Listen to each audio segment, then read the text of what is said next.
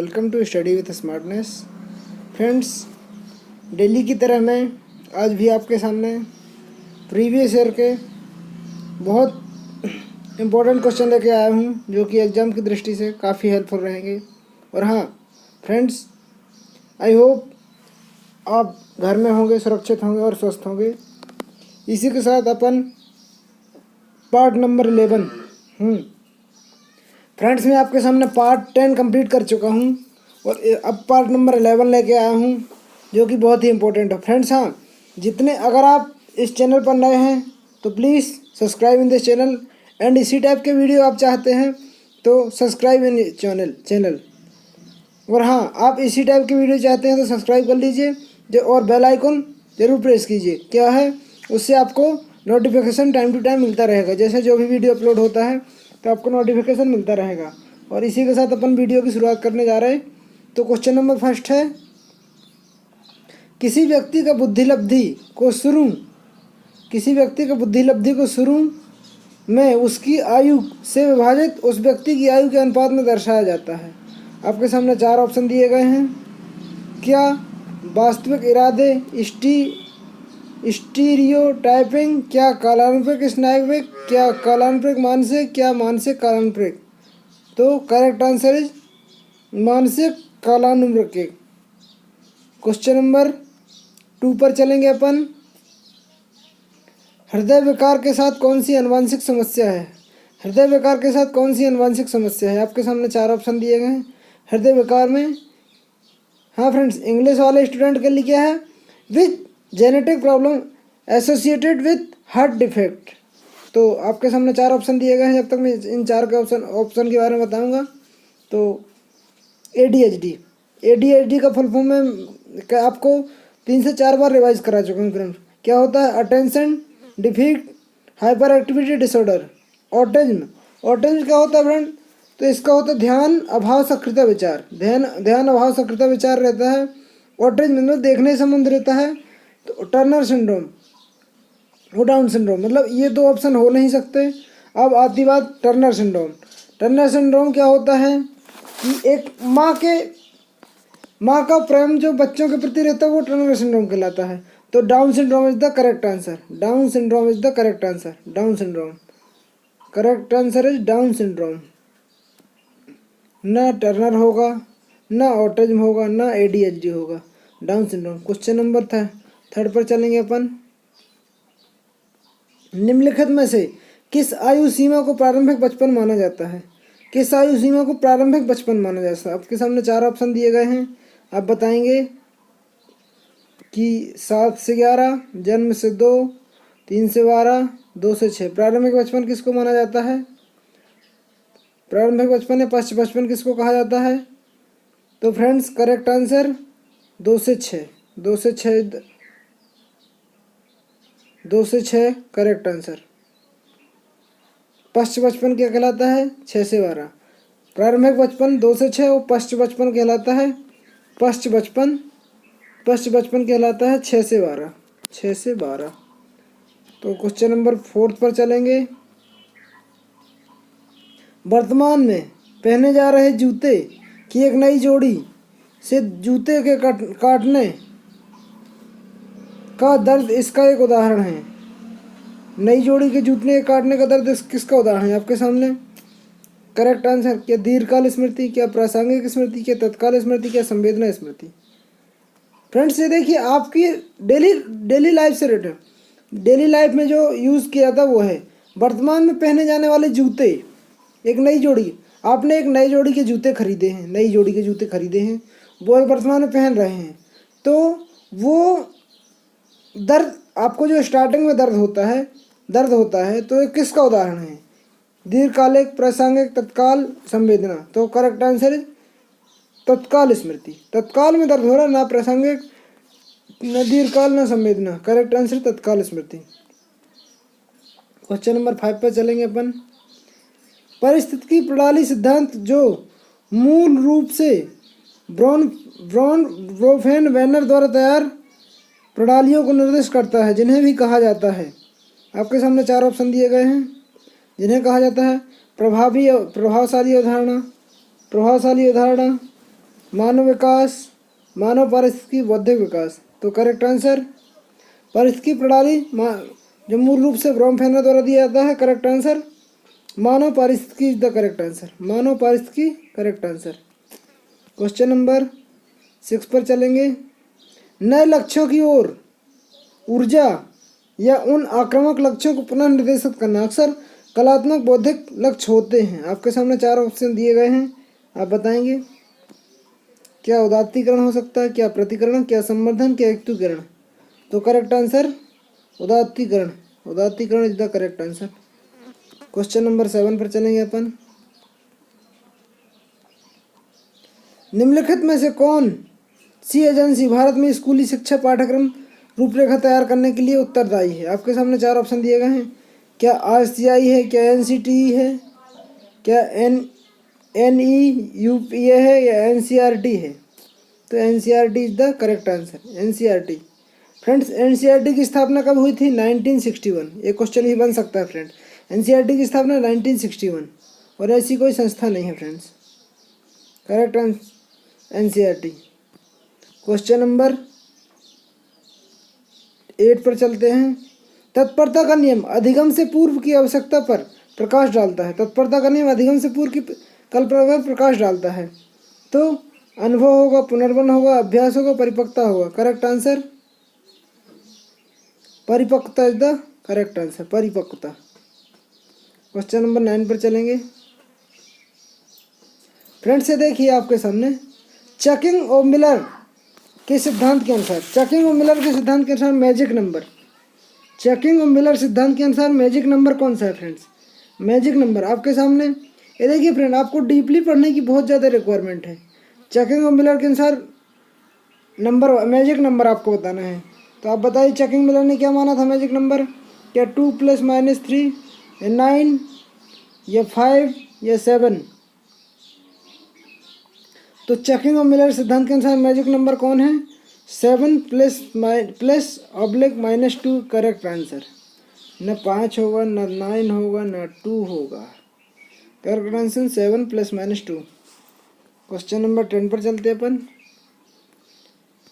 नृत्य दर्शन के दौरान गार्डनर ने किस प्रकार की बहुबुद्धिमत्ता का उपयोग किया है नृत्य के लिए? फ्रेंड्स गार्डनर की बहुबुद्धि सिद्धांत से गार्डनर ने जो 7 प्रकार की बुद्धि दी हैं, फिर बहुत 2 प्रकार की लास्ट में बढ़ाई थी, तो उससे एक क्वेश्चन हर शिफ्ट में पूछा ही गया है। तो अब आपको क्या करना है कि गार्डनर के हर शिफ्ट के क्वेश्चन एनालिसिस करना है। तो अपन जैसे प्राकृतिक बुद्धि, अंतर्व्यक्तिक बुद्धि, भाषागत बुद्धि, शरीर, जब तक आप आंसर करेंगे मैं आपको बता रहा हूँ। अंतराव्यक्तिक बुद्धि में क्या आते हैं? योगी संत। भाषागत बुद्धि में क्या आते हैं? कवि, वकील, शिक्षक। शारीरिक बुद्धि में क्या आते हैं? Cricket, dance. और प्राकृतिक बुद्धि में कौन आते हैं? गणितीय, अमूर्त, ये वाले। तो आपके सामने करेक्ट आंसर क्या है? शारीरिक गति संवेदी बुद्धि। शारीरिक गति संवेदी बुद्धि इज द करेक्ट आंसर। शारीरिक गति संवेदी बुद्धि करेक्ट आंसर। ना भाषागत, ना अंतर्व्यक्तिक, न उसने पूछा क्या था क्वेश्चन? क्वेश्चन ये था कि नृत्य दर्शन के दौरान, तो नृत्य दर्शन शारीरिक गति संवेदी बुद्धि आएगा। स्नायु ये न्यूरोटिज्म अनुभव में व्यक्ति को सर्वाधिक क्या अनुभव होता है? आपके सामने 4 ऑप्शन दिए गए हैं, आप बताएंगे। 4 ऑप्शन में क्या अनियंत्रित प्रसन्नता, या मिश्रित भाव, उच्च तनाव, घबराहट, या सकारात्मकता। तो स्नायु न्यूरोसिस सिस्टम में क्या होता है फ्रेंड्स? करेक्ट आंसर उच्च तनाव, घबराहट। उच्च तनाव और घबराहट करेक्ट आंसर। क्वेश्चन नंबर 12 पर चलते हैं। एक शिक्षक के रूप में समस्याग्रस्त स्थिति में छात्रों की मदद करने का सबसे अच्छा तरीका क्या है? मदद करने का सबसे अच्छा तरीका क्या? इनाम देकर, क्या दंड देकर, समस्या प्रदान करते, हल करने के लिए इसी प्रकार का करने। क्वेश्चन नंबर 12 का आप बताएंगे। करेक्ट आंसर है हल करने के लिए इसी प्रकार की समस्या देकर। हल करने के लिए इसी प्रकार की समस्या देकर करेक्ट आंसर। क्वेश्चन नंबर 13 पर चलते हैं। बच्चे तकरीबन इस आयु में सहकर्मी समूह प्रभाव के अनुभव करना शुरू कर देते हैं। किस आयु तक? आपके सामने 4 ऑप्शन दिए गए हैं। तो क्या 5 वर्ष, 4 वर्ष, 3 वर्ष, 6 वर्ष? तो करेक्ट आंसर 3 वर्ष। ना 4 वर्ष होगा, ना 5 वर्ष होगा, ना 6 वर्ष होगा। करेक्ट आंसर 3 वर्ष। करेक्ट आंसर 3 वर्ष। क्वेश्चन नंबर 14 पर चलेंगे अपन। निम्नलिखित में से कौन सी चलन स्मृति वर्किंग मेमोरी की विशेषता नहीं? फ्रेंड्स, इस टाइप के क्वेश्चन आपको बार बार देखने की बहुत ज़रूरत रहती है। इस टाइप के क्वेश्चन 2 बार पढ़िएगा आप। किस तरह की विशेषता नहीं है? आपको 3 सकारात्मक वाक्य मिलेंगे, 1 नकारात्मक, तो आपको नकारात्मक वाक्य बताना है। तो वर्किंग मेमोरी के बारे में बताना है आपके सामने। इसमें रिहर्सल शामिल है, या स्थायी है, या सक्रिय है, इसमें जोड़ तोड़ शामिल है। आई होप आप बताएंगे करेक्ट आंसर कौन सा आपके हिसाब से। तो वर्किंग मेमोरी क्या है? यह स्थायी शामिल है। वर्किंग मेमोरी में यह स्थायी शामिल है। Correct answer. क्वेश्चन नंबर 13 के बाद 15 पे चलेंगे, 14 के बाद 15 पे चलेंगे। निम्नलिखित में से कौन सा अधिगम का सबसे अच्छा वर्णन करता है? आपके सामने 4 ऑप्शन दिए गए हैं। शिक्षा को सुनने के माध्यम से ज्ञान कौशल प्राप्त करना की प्रक्रिया, या मूल संस्मरण के साथ माध्यम जानकारी प्राप्त करने की प्रक्रिया, पढ़ने लिखने के इकट्ठा करने की प्रक्रिया। कौन सा अच्छा वर्णन? फ्रेंड्स, आपको सबसे बेस्ट आंसर, इसमें सारे करेक्ट हैं, लेकिन आपको सबसे बेस्ट बताना है। सबसे बेस्ट कौन सा है? तो सबसे बेस्ट के लिए अपने विचार। ये देखिए फ्रेंड्स, अपने विचारों, अनुभव, अध्ययन, इंद्रियों साझाकरण के माध्यम से ज्ञान कौशल निपटान प्राप्त करने की प्रक्रिया। क्वेश्चन नंबर 16 पर चलेंगे अपन। क्वेश्चन नंबर 16 में क्या बोल रहा है? मनोवैज्ञानिक विकास के निम्नलिखित चरणों में से कौन सा चरण बचपन में नहीं होता है? बचपन में कौन सा चरण नहीं होता है? आपके सामने 4 ऑप्शन दिए गए हैं। क्या स्वायत्तता बनाम शर्म, क्या विश्वास बनाम अंधविश्वास, अंतरंगता बनाम और पहल बनाम अपराध बोध? आप बताएंगे करेक्ट आंसर क्या है। तो करेक्ट आंसर इज अंतरंगता बनाम अलगाव। अंतरंगता बनाम अलगाव। बचपन में अलगाव की भावना नहीं होती है। क्वेश्चन नंबर 17 पर चलेंगे अपन।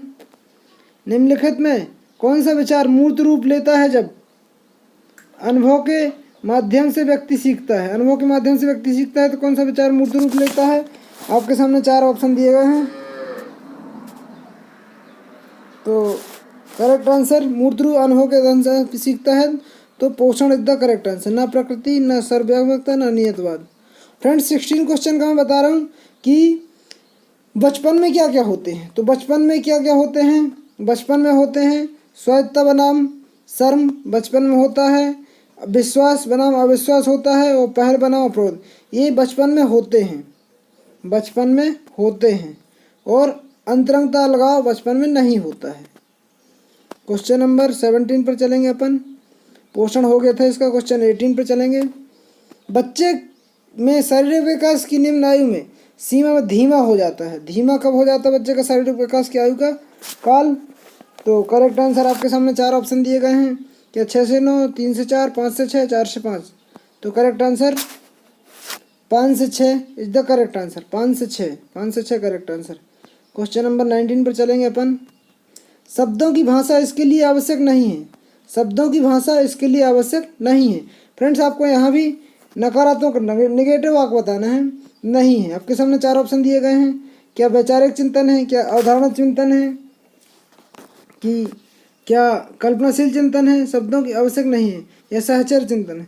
तो करेक्ट आंसर है कल्पनाशील चिंतन। कल्पनाशील चिंतन इज द करेक्ट आंसर। ना वैचारिक होगा, ना अवधारणात्मक होगा, ना सहचर होगा। क्वेश्चन नंबर 20 पर चलेंगे। पियाजे ने विकास को नियंत्रित करने वाले जैविक कारकों को महत्व दिया, जबकि वाइगोत्स्की ने अपने महत्व का कारण बताया है। किसमें? वाइगोत्स्की ने। सामाजिक संपर्क होगा ना इसका। वाइगोत्स्की फ्रेंड्स, जहाँ भी वाइगोत्स्की आएगा आपको सामाजिक अगर दिखेगा तो करेक्ट आंसर वही होगा। ना चिंतन प्रक्रिया होगा, ना भौतिक कारक, ना पर्यावरण कारक। करेक्ट आंसर सामाजिक संपर्क। क्वेश्चन नंबर 21 पर चलेंगे। वंचित पृष्ठभूमि के छात्रों को सीखने में कठिनाई का सामना करना पड़ता है। वंचित पृष्ठभूमि सीखने में कठिनाई का सामना करना पड़ता है, तो कौन सी प्रॉब्लम आएगी उनको? संभावित कारक उन्हें प्रभावित कर रहा है वह है। आपके सामने 4 ऑप्शन दिए गए हैं। क्या व्यक्तिगत समस्याएं, क्या नींद की कमी, तनाव, संज्ञानात्मक क्षमता। तो करेक्ट आंसर है व्यक्तिगत समस्या आवश्यकताएं। क्वेश्चन नंबर 22 पर चलेंगे अपन। व्यक्तिगत मूल्यांकन में MBTI का दृष्टिकोण है। फ्रेंड्स ये आपके कल भी आया था क्वेश्चन, इसका क्वेश्चन फ्रेंड्स आपको कल भी आया था। MMTI के बारे में फुल फॉर्म पूछा था। तो फ्रेंड्स मैंने आपको कल बताया था MMTI के बारे में फुल फॉर्म। आज ये क्वेश्चन आया है, तो आई होप आप बताएंगे इसका करेक्ट आंसर कौन सा है। क्वेश्चन नंबर 22 का MBTI का है करेक्ट आंसर क्या धारणा, प्रक्षेपीय, संरचित, आंकना। तो करेक्ट आंसर संरचित, संरचित is the correct answer. MBTI approach for the personality assessment. Question number 23 पर आएंगे। निर्माण का सिद्धांत के द्वारा प्रस्तावित किया गया था। निर्माण का सिद्धांत किसने दिया था फ्रेंड्स? निर्माण का सिद्धांत आपके सामने 4 ऑप्शन दिए गए हैं। क्या एरिक्सन, बाउंड्रा, वाइगोत्स्की, गोलबर्ग। तो करेक्ट आंसर निर्माणवाद का सिद्धांत वाइगोत्स्की ने दिया था। वाइगोत्स्की, निर्माण का सिद्धांत वाइगोत्स्की ने दिया था। क्वेश्चन नंबर 24 पर चलेंगे। जब नए विचारों को मौजूदा विचारों में शामिल किया जाता है तो उन्हें के रूप में जाना जाता है। नए विचारों को मौजूदा विचारों में शामिल किया जाता है तो उन्हें जाना जाता है।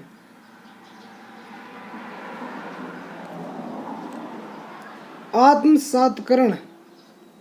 फ्रेंड्स नए विचारों को जब शामिल किया जाता है तो आत्मसातकरण, और नए विचारों में जब बदलाव होता है तो एसिमिलेशन कहलाता है।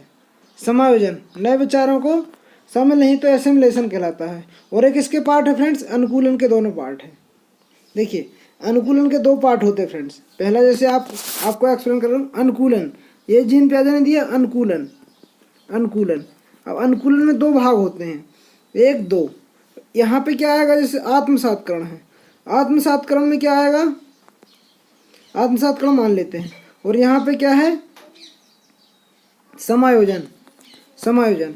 तो फ्रेंड्स आपको पता, जैसे आपने देखा होगा कि किसी बच्चे को कौवा के बारे में देखा, उसने अपने पिताजी के साथ जाते हुए कौवा के बारे में देखा, और फिर किसी 10 दिन बाद वो जाता है तो फिर उसने कोयल देखी। तो पिताजी से बोला कि अच्छा ये दोनों काले हैं, लेकिन उसने अपने मन में दोनों की आवाज़ को पहचान लिया कि ये काँव काँव करता है, कू कू करती है। तो अपने आप के उसने समायोजन कर लिया, अपने आप में समायोजन कर लिया, सॉरी आत्मसातकरण कर लिया।